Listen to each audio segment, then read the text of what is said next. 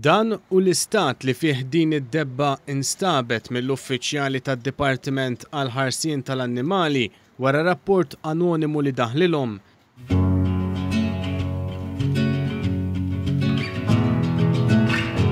Din id-debba instabet f'Dar Fil-Marsa tgħix fil-ħmieġ u bil-ġuħ.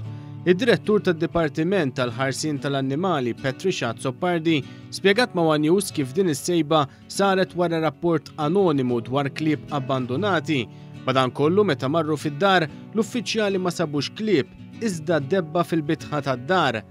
Din id-debba issa qed tingħata ċans ieħor mal-RMJ Horse Rescue li taħt it-tmexxija ta' Corinne Farrugia, tim ta' volontiera b'ħafna dedikazzjoni bħalissa qed jieħdu ħsieb 75 żiemel salvati minħal il-mewt. Corinne spjegat kif wara li jara veterinarju id-debba tibda tingħata l-ikel bil-mod il-mod sabiex tiġi mejjuna tikseb saħħitha lura. L-officers tagħna qabdu marru fuq il-post u meta waslu sabu lis-sid u fetħilhom. Staqsew jekk kienx hemm xi klieb li speċi mhux qed iżommhom b'mod xieraq u qallhom li għandu debba fil-fatt u qiegħda ġo bitħa.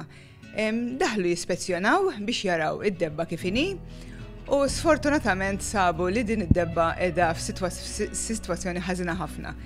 Corinne Farrugia spjegat kif id-destin ta' dawn iż-żwiemel jiddependi ħafna mill-għajnuna tal-pubbliku.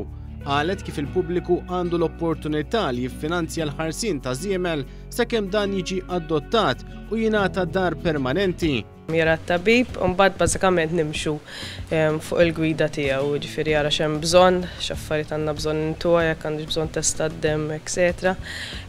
U mbagħad nibdew nelfuha bil-mod ħafna. Ġifieri meta tkun debba f'dan l-istat li ovvjament tkun batiet il-ġuħ importanti li l-ġwies inżidu la ftit biex isna ma nagħtux xokk lill-ġisem tagħha stess.